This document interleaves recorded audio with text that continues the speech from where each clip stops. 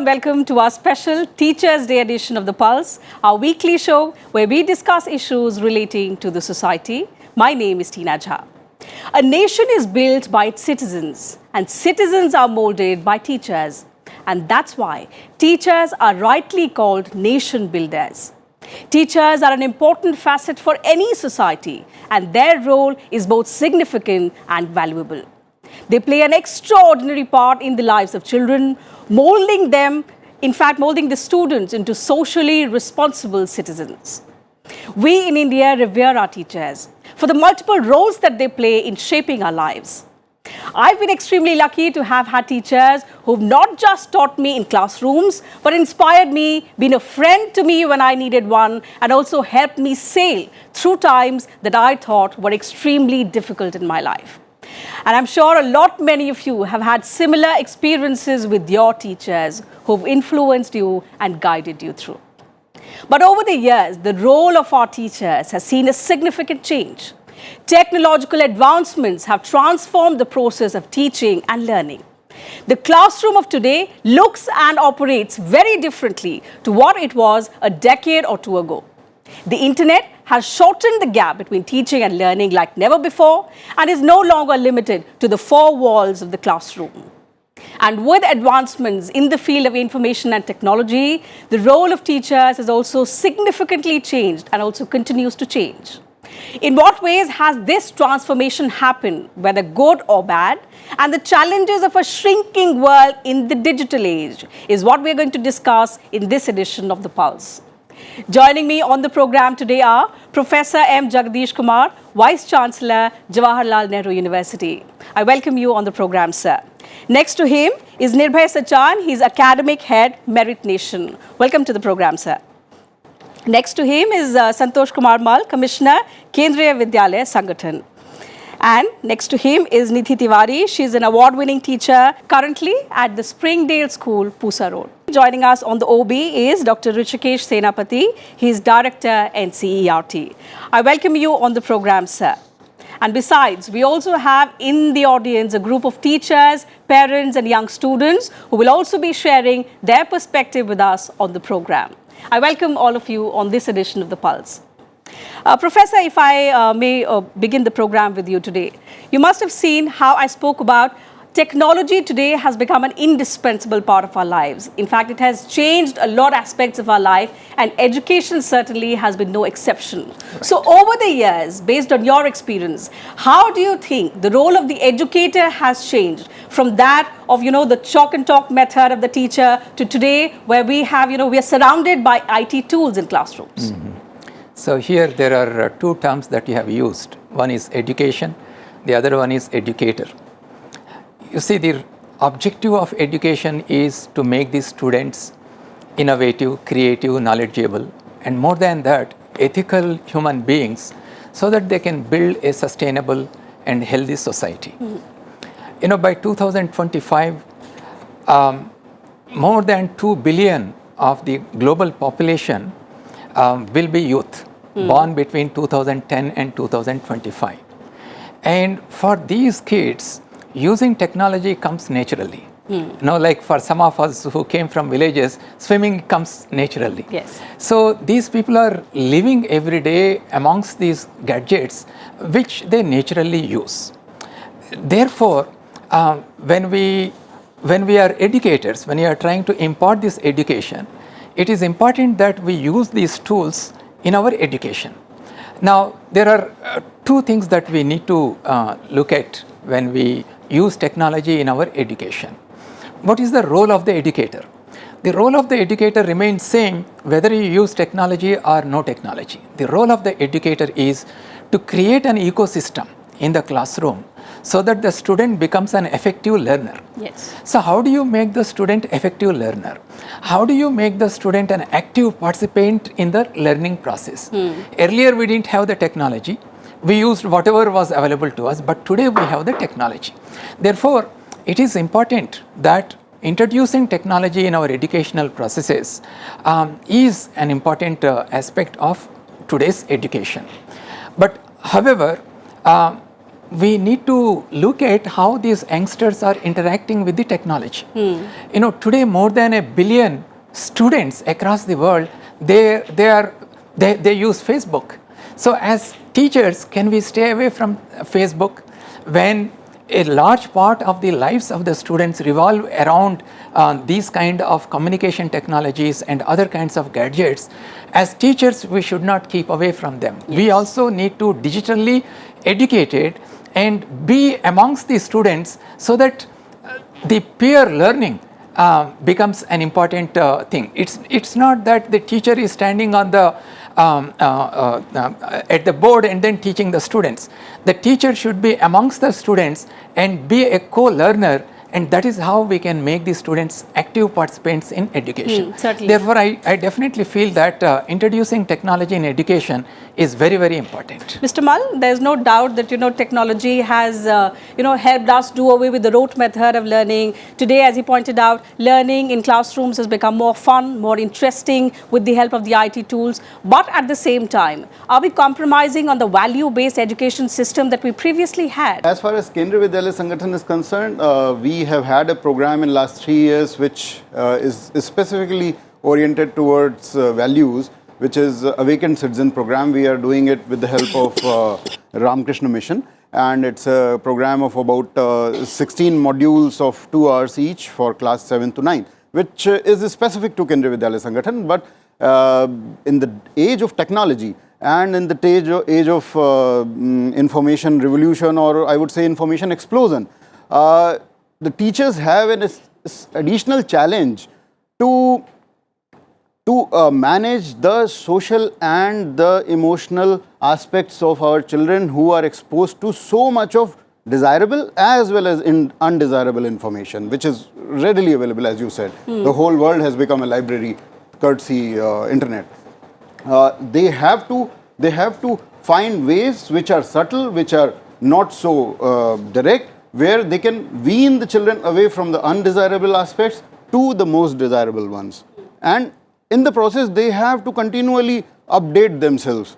As Professor Saab has very rightly pointed out, if they don't update themselves, their own children who are so demanding these days, who are already so knowledgeable because of the flipped part of the classrooms, and have become so interrogative in the process, can lose respect in some of the cases.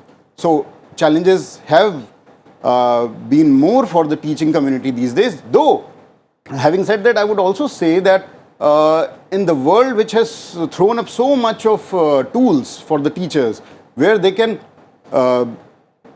substitute their earlier routine evaluative process by a software and can focus more by the time which is now available after this routine evaluation goes to the software.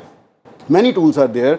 So the spare time which is available to them, they can make good use of in updating themselves as also in doing research and learning. Nidhi Tiwari, do you agree with him? He said students today have access to a lot of information, unlimited information, I would say, and all information certainly is not good. So in that context, the role of teachers has become more challenging in this digital age? Yeah, I do agree that the kind of information that is available on the net, where Google has become God for all of us, the information is unlimited.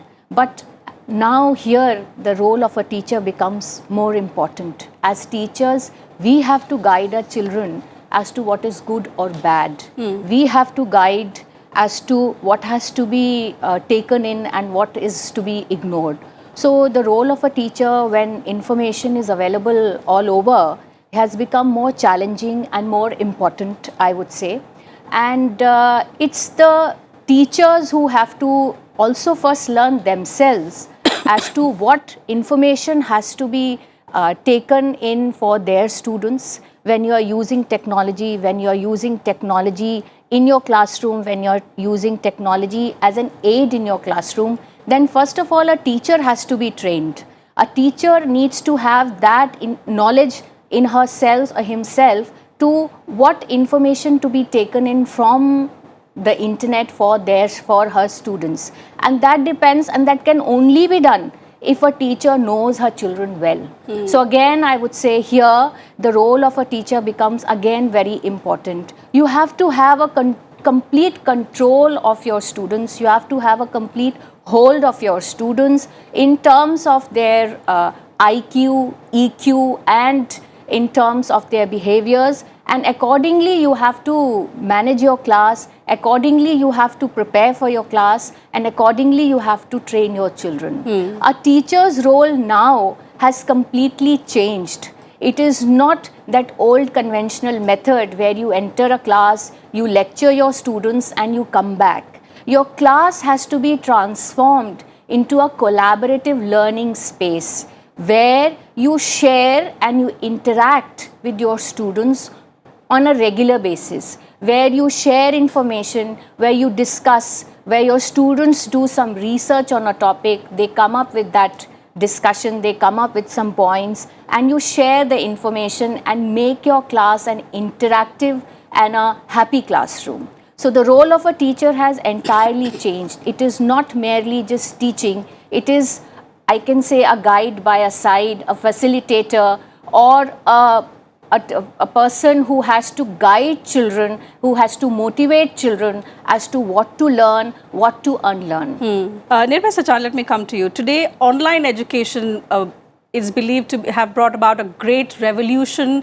in the education system. We've seen a number of education portals today, and in fact, they have advantages as well in terms of flexibility, in terms of, time factor. It's at your disposal, so in terms of flexibility. But at the same time, there are several challenges as well, the biggest one being cyber security. So as the academic head of Merit Nation, help us understand, is there anything being done to overcome this challenge? Because those who don't believe in the concept of online education, they will always be skeptical when it comes to security. So basically, with respect to the cyber security, as we conduct the online classes in Merit Nation, so we have certain channels through which we collect the data as to how much time the student is devoting in our platform while attending the live classes. True. What exactly is the activity being done by the students in our platform whenever he is on board in our platform. So that data is all collected and all that data can be easily shared with the parents.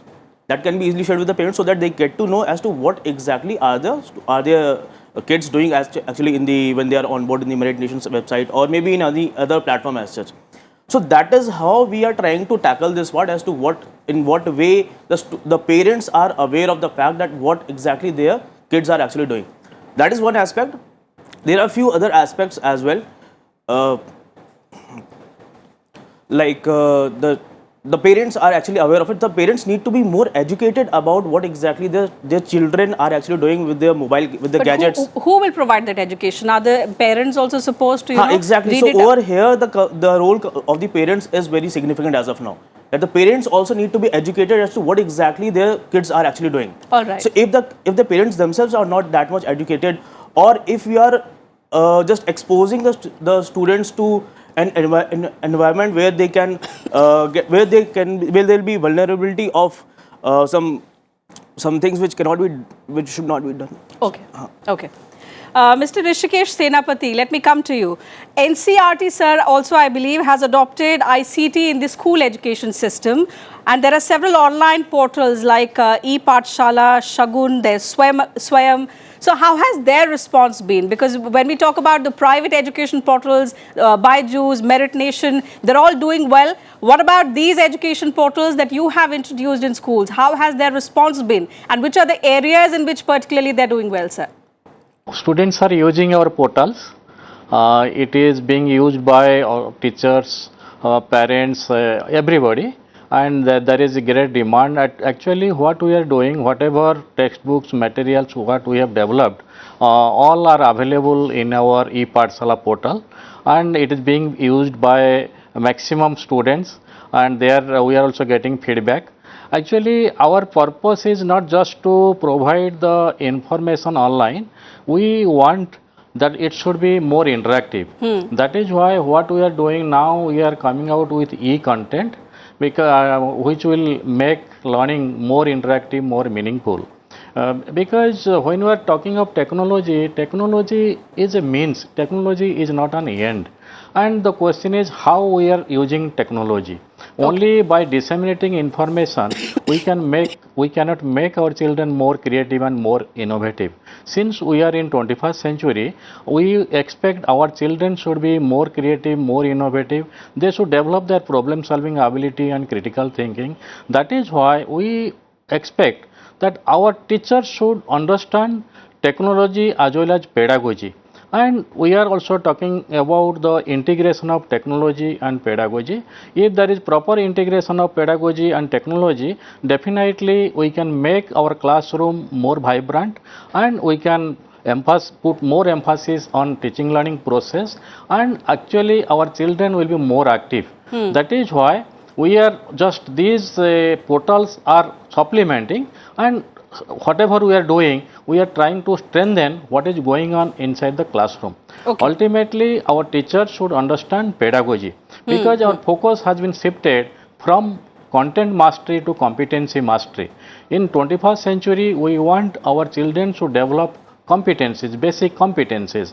That is why we are conducting teacher training program to develop competency. We have developed learning outcome that is also available in the portal, and our intention is our focus should be shifted from content mastery to achieving these learning outcomes, so that our children can acquire the basic skills which will help them to face the challenges of their life.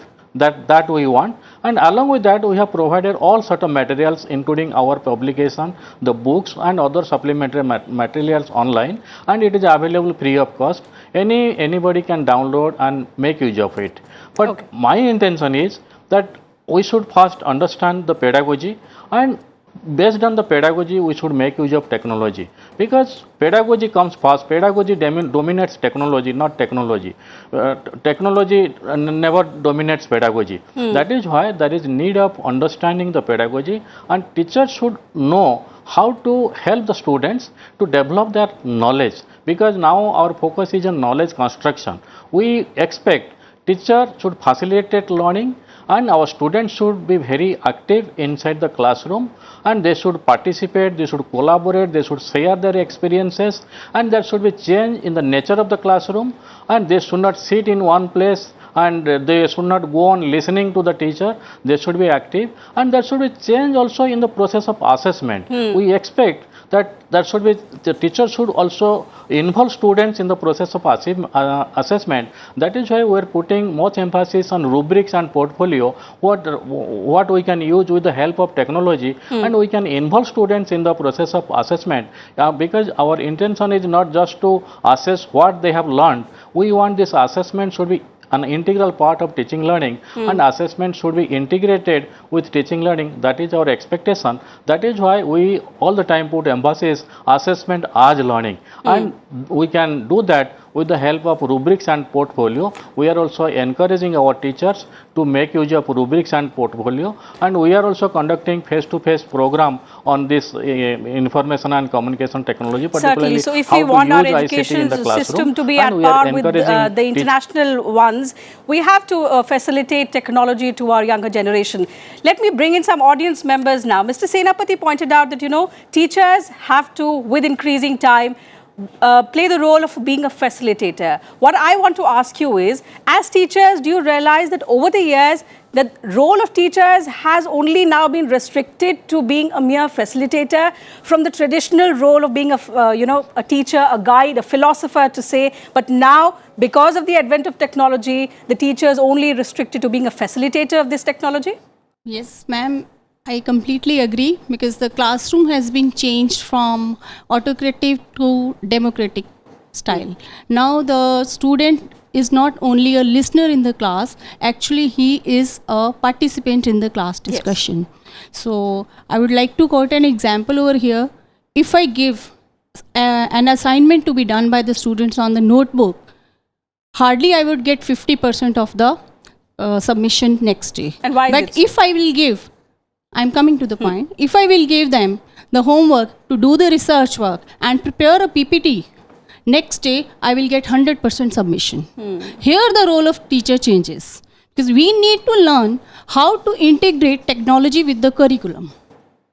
So I think we need to adopt the student-friendly methods in order to make our classroom learning more effective. And how do you control their access to the unlimited information that is available on internet, which should come to them at a certain age?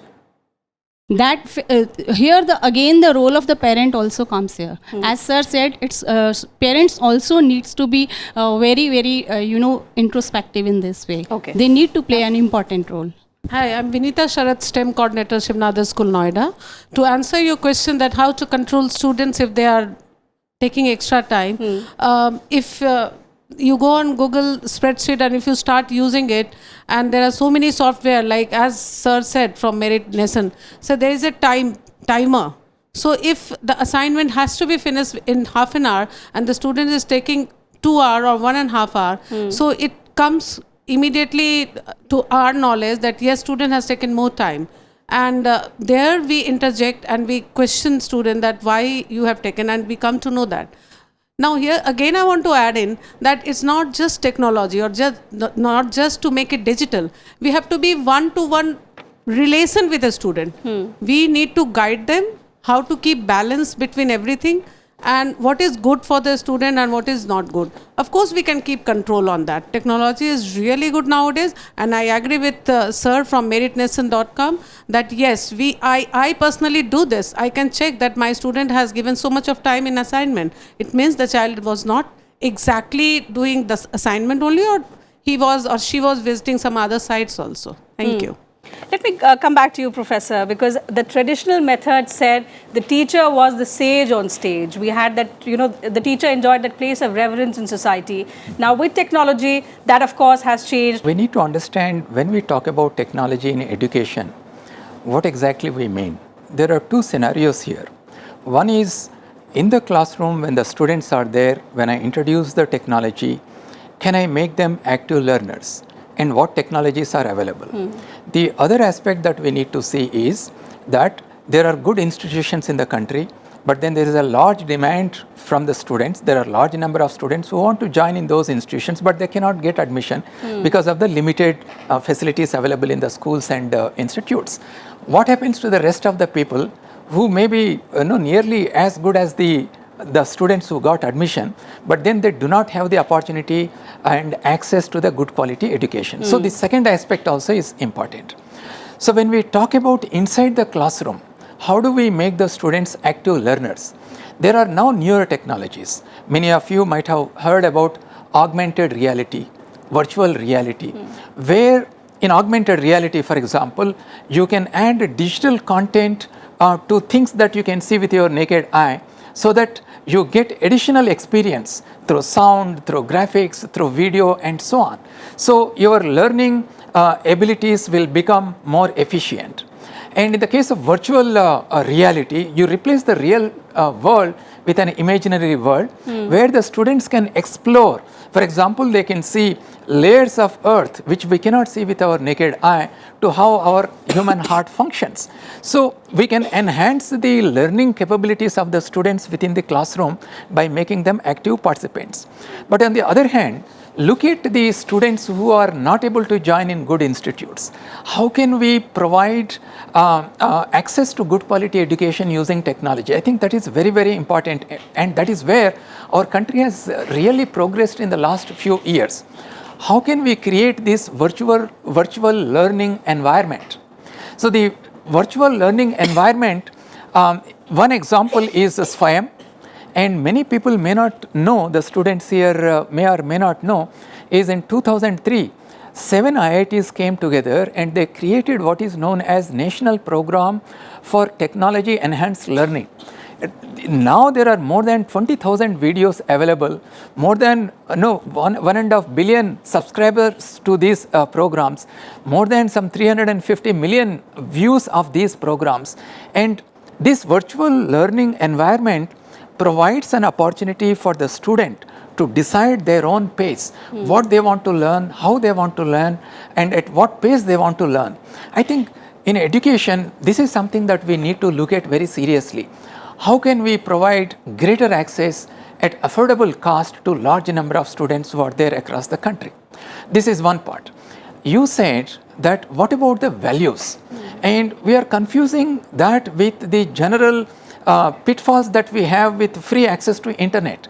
It is nothing to do with education. We have access to internet. Kids can access anything, whether it is desirable content or undesirable content. But with respect to the education, if you want to imbibe certain ethical practices among the students, first of all, the teachers themselves should practice those ethical values within themselves. Yes. Because ethics and values are not something that you can teach.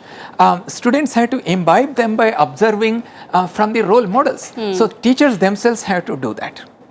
So Nirbhay, what he pointed out is that, you know, that personalization of relationship between a teacher and the student, where the teacher is imparting those values to the child. But when we talk about online education, this is one basic aspect which is lacking. So I'd like to first of all address two things. One which ma'am pointed about, that she gave a homework to the students where 50 questions were given, and let's say that only half the students were able to do those questions. I'll come to that personalized part as well. And another thing, that whenever you're taking a particular class, okay, when you're addressing the students for 30 minutes and teaching a particular concept where 50 students are present, let's say, you are teaching them with the same method. Every student is able to understand whatever you're teaching with one unique method which you are adapting as of now. But out of those 50 students, it is not necessary that all of them will be able to understand whatever the methods that the teacher is using. It may happen that out of 50 students, maybe, I don't know, maybe 30, 20 students need some other methods, some other ways to understand the same concept. So with the help of the online technology and all these things, we are able to create the concept, we are able to design the curriculum in such a way that the same concept can be explained in different other ways. Okay. Where every individual student is able to understand all the concepts clearly. So in that way, we are not just targeting, we are not able to just explain the concepts to some 10, 15 students in a particular class, but we are able to allow the students to get exposed to all of these types of the other methods of understanding a particular concept.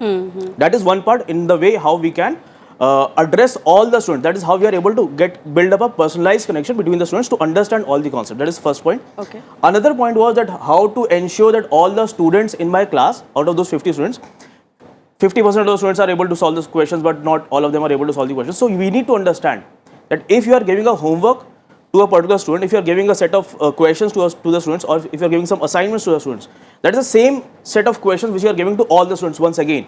We are facing the same problem over here once again, that the teacher is facing. He or she has to check the same 50 questions of all the students in the class, and all the students are basically solving the same set of the questions. We need to understand over here, every student has his or her own cognitive ability. We need to design the assessments, we need to design the assignments in such a way that which is basically in sync with the ability of the student to solve those questions. Okay. I'd like to quote an example over here, that in this particular year only, CBSE has announced that there will be two different papers of maths in grade 10.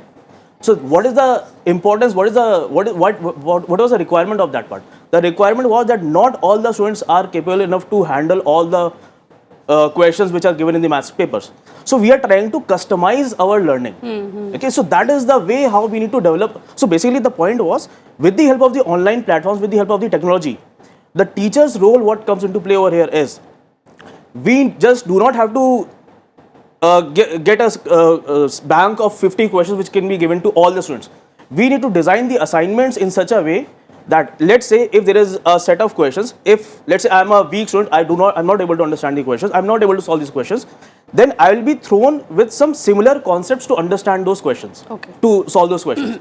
If I'm able to understand the concept, then I'll probably be thrown with some new similar types of the questions, and gradually the level of the questions can increase. And let's say if I was able to solve those first initial basic level questions, then we can immediately move on to the other level of the higher level of the questions. So in this way, we are able to customize our learning so that it caters to all the students basically. But what my point is, that in a regular classroom, when you have, suppose the first set of questions, you have a problem, you have a physical teacher present there to, solve it there and then. How do you do it in an online system? So in our online classes, if I would talk about, so we conduct the interactive live classes where the students are able to interact with us via the chat. So that is one way as to how the students are able to develop the personalized connection between the in the classrooms as such. On top of that, see, you might have, everybody would be using WhatsApp and all these social media apps as such over here. So what actually happens is that we have developed an app over here where the students are able to interact with the faculty members whenever they want. See, what actually happens is that out of the school, when you are there, then suppose that you are solving some questions, you are given some homework and you are trying to understand the concept, you are doing some self-study. So there you would, and then suppose that you start facing some issues, you start facing some problems. There you would want some guide, there you would want someone who can help you out immediately at that instant, right? So for that purpose, we have an app as such, where the students are able to interact, where they can post the queries, which the teachers are able to address at any point of time. So we're talking about students, let me hear from them as well. We have some young students in our audience. Do you agree with him? I mean, the online education system, does it work for the youngsters, or are regular classrooms better where the teachers, you know, are physically present there and help us solve our problems? Hello, my name is Tanvi. I'm from Basfa International School. I think that a physical person, a teacher, should be present there. It may be that online learning apps, maybe, so, but we can't replace teachers. Certainly. They give us support and emotional support to work with. It is not possible for an app or an online place to give us that support, or even come to us and tell us that you can do it. We need people like that. Like technology, not just in education, but in each and every field, was introduced to facilitate the work of humans, act as a catalyst, but never take over. So the same point, like the emotional and the sentimental part could never be replaced by any online portal. So my question is, like, how could we get that feeling back, that teachers touch, because it's getting lost somewhere in these online courses. So if you could get it back, so that. Nidhi Tiwari, would you like to respond to his question? See, I always agree, and I always say that with full conviction, being a technology expert myself, that technology has to be used as an aid in a classroom. Technology cannot replace teachers. That is something that, you know, that has to be changed, because what we are perceiving it as a source of all solutions but not an aid. Yes, but technology is moving at a very fast pace. By the time you master, you learn something, the other thing is in the market or the other thing has come up. But with that, we are also working at the same pace, and you must be aware that now we have the introduction of artificial intelligence in our syllabus. CBSE has introduced. So I would say that, you know, learning all these curriculums and syllabus, whether virtual reality, sir has discussed about augmented reality and artificial intelligence. We are going to upgrade ourselves in terms of technology. But again, my point here is that the artificial intelligence which is being created, or which is coming in, or which is being invented, it is the human intelligence who has made this artificial intelligence. It is the artificial intelligence. If you look at the definition of artificial intelligence, we are in a way kind to mimic the human brain. So it is the human intelligence which has worked up, which has come up with these experiments, with these solutions of robots and bots. So I think in a year or two, our lives will be taken over by robots, but that doesn't mean that that personal, social, emotional touch is going to disappear. With the invention of these robots, of course, a lot of cyber safety and cyber security also comes into place. So the kind of jobs that are going to come up for children that we are teaching now will also change in a very drastic manner. Yes. So as educators, we have to keep this thing in mind, which is very, very important now, that the children to whom we are teaching today, the kind of jobs that they are going to get 10 years down the line will be entirely different. So what is the syllabus? What is the curriculum? What is the method? And what are we teaching so that it helps them to take those future jobs? The jobs of bot engineers, the jobs of ethics manager, something like this will be there, will be in demand 10 years down the line. So I often tell my students that maybe in a year or two, when you move out to in the market, even the apples that you get will have a sticker on them, AI enabled. This is the pace at which technology is moving. So, but I still say, and I still say that again and again, that with all this, teachers are irreplaceable. You cannot replace teachers. You know, teachers as a teacher, our roles are changing very fast. We have to reinvent our classroom. We have to reinvent our methods. We have to come up, we have to work together with our students. Here I would like to share with you one of the projects which we are attempting in Kendriya Vidyalaya Sangathan, Delhi region schools, about 68 schools and about 40,000 students, with the help of Khan Academy. In collaboration with Khan Academy, a project known as Personalized Practice Program in Mathematics has been introduced in KVs recently, about 2 months back. Where children are doing weekly practice on the school computer lab, the computers available, as also if they have access to internet in their homes, then they are doing it in their homes also. It's a personalized practice of topics which they are weak in, and the feedback is available to teachers and to the principal, how many active participants were there, which topics they took more time. I think it is engaging a lot of attention of the students, to the extent of saying, some of you may not believe that one of the student has given feedback to the teacher that I gave up my PUBG for this practice at home.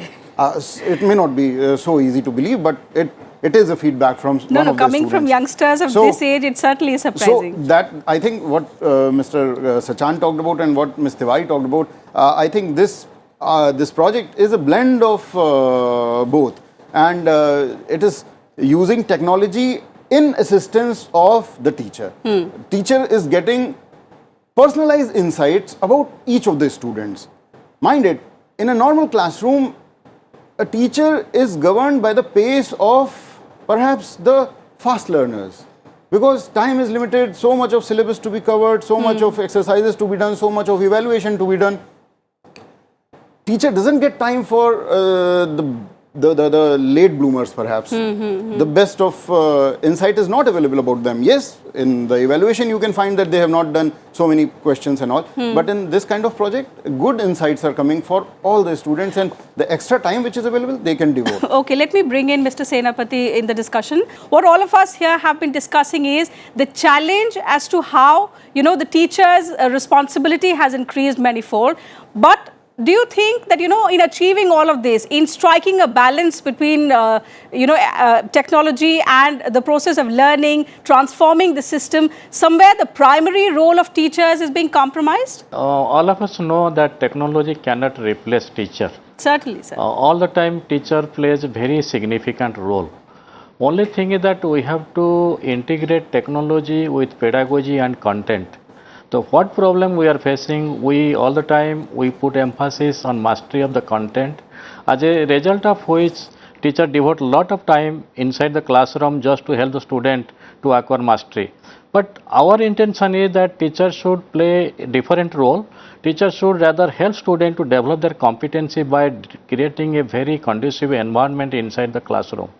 If teacher will create a conducive environment, definitely student will be very happy and they will enjoy learning, because our intention is to make learning more meaningful, and learning will be meaningful when the information is integrated into the existing cognitive structure, and we can help our student to make their learning meaningful by creating different types of environment, by providing the different types of opportunities. So we can take them outside the classroom, we can go beyond classroom, and we can help them to invent, to create and to innovate. And actually that is not happening in the traditional classroom. That is why we expect that teachers should change their role, teachers should bring about change in their mindset, because our intention is not just to help to secure good mark in exam. That is not going to help our student to face the challenges of life. Our intention is to develop their competencies. If they develop their competencies, definitely they can secure good mark. And in this context, in 21st century, we need a different type of teacher. It is the who will help our student to develop their competencies, develop their critical thinking, develop their problem solving ability. A few years ago, knowledge was all about knowledge acquisition. Today, we want more productive results. From the perspective of being parents, all of us want our children to do well, score good marks, get good jobs, in fact get placements while they're in colleges. Expectation from children has changed manifold, and that is where, as Nidhi Tiwari also pointed out, the role of teachers, also the expectation of parents from teachers has also changed drastically. Giving basic values to our children is the most important thing as a parents and as a teachers also. I feel that putting values is must. If the child has proper values, if the child is sensible, if you're making the child sensible, child is able to think what is wrong and what is good. And if child knows what is good, what is bad, if the child has this, Google or, new technology, child is able to use it in a fruitful manner. Rather than just, reaching to a nihilism, it becomes more fruitful.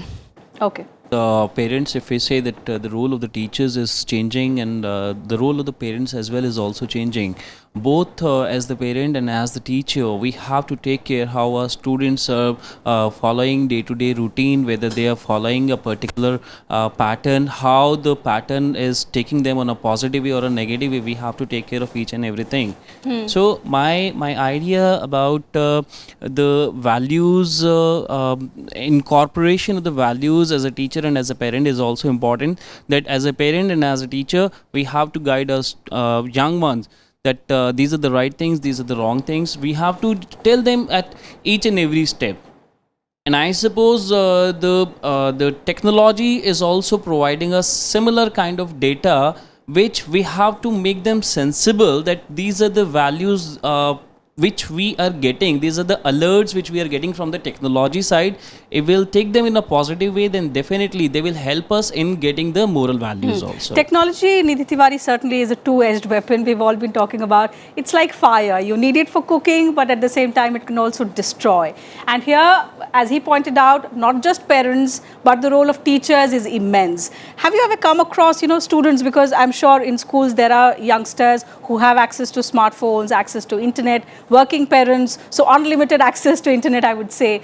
Have you ever encountered incidents where children, tend to fall for fake news, wrong information? How do you deal with it?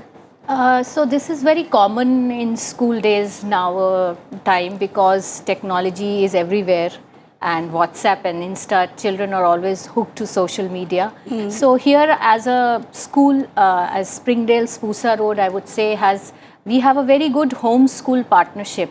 We are continuously in touch with our parents, and we don't allow mobile phones to be brought to school first thing. Okay. And often, yes, parents do come up with complaints or do have some issues that, the child is addicted, they're not listening, they are always on the laptop, they're always on the phone.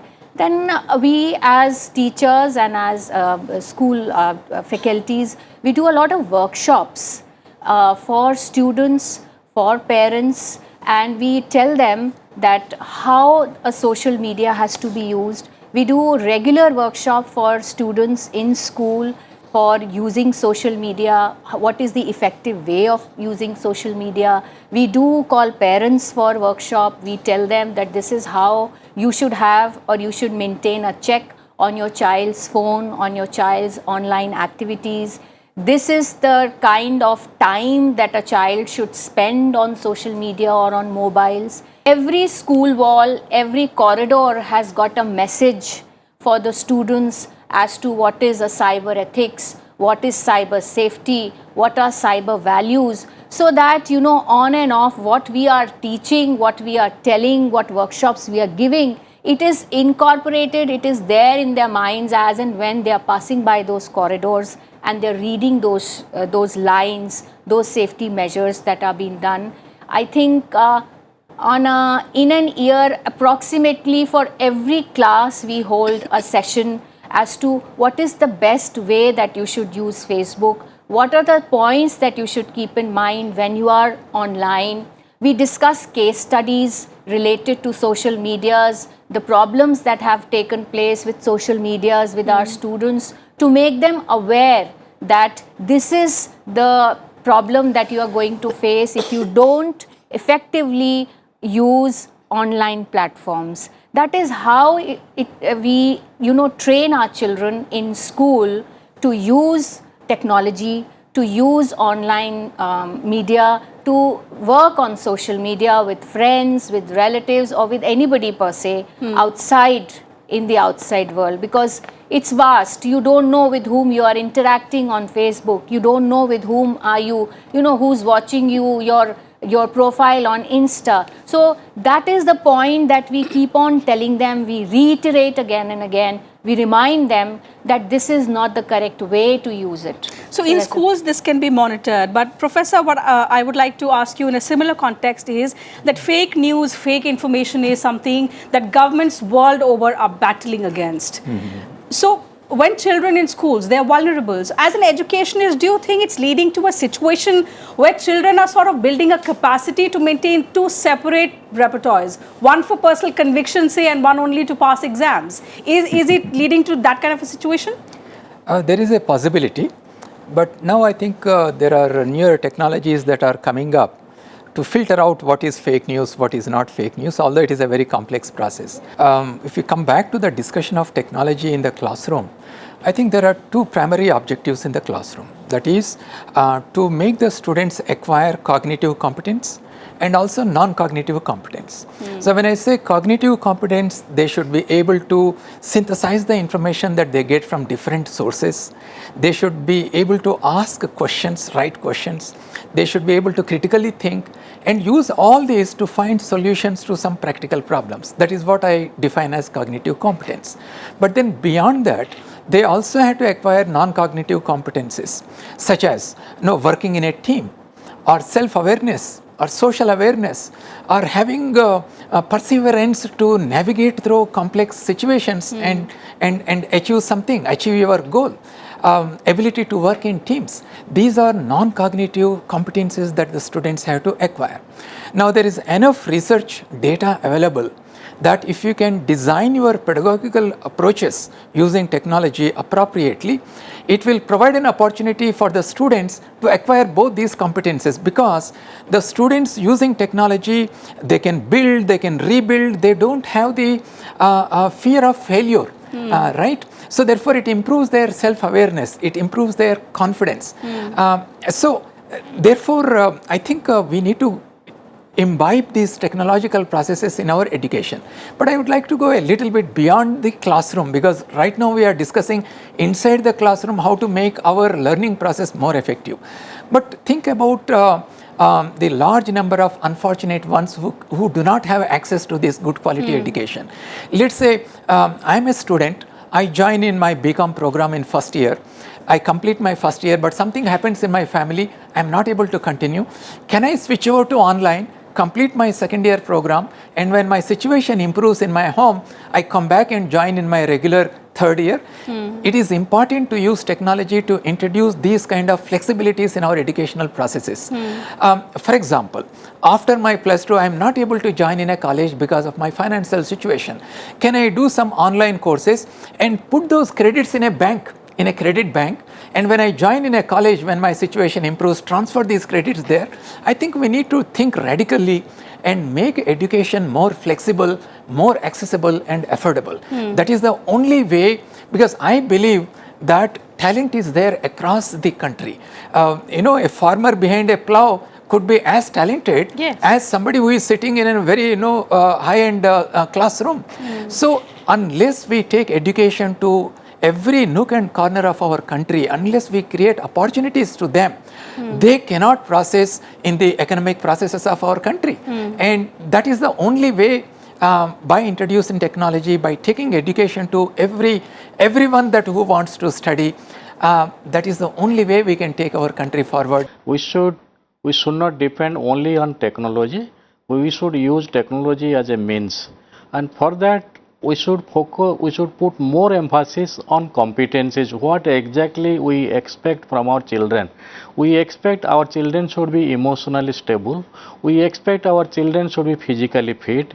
We expect our children should be good human being, and we expect our children should develop their aesthetic sense, and also we expect that they should develop all their cognitive potentialities what they have acquired and to the full extent. If that is our intention, if that is our vision, then technology should be used as a means. Technology should be integrated with the content, and technology should not dominate. That I have already repeated, because our intention is to develop the competency.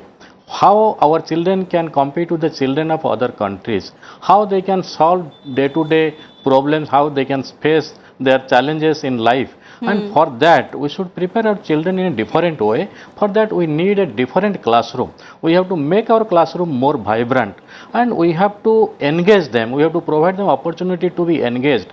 That is why in our textbook we have suggested many activities to be conducted. Our intention is not that what is there in the textbook that should be transacted as it is. Our children should be encouraged to participate in different activities. They should conduct different types of activities inside the classroom, outside the classroom, and they should also take advantage of technology. They can create their own blog, they can make use of social network services, so that we can go beyond classroom, we can collaborate outside the classroom walls, and we can bring about a change in the entire system. That is why technology should just help us to achieve our goal, and our intention should be very clear that we want our children should develop competency, particularly the competency of 21st century. Hello, my name is Arunansh Arya and I'm a student of class 10th.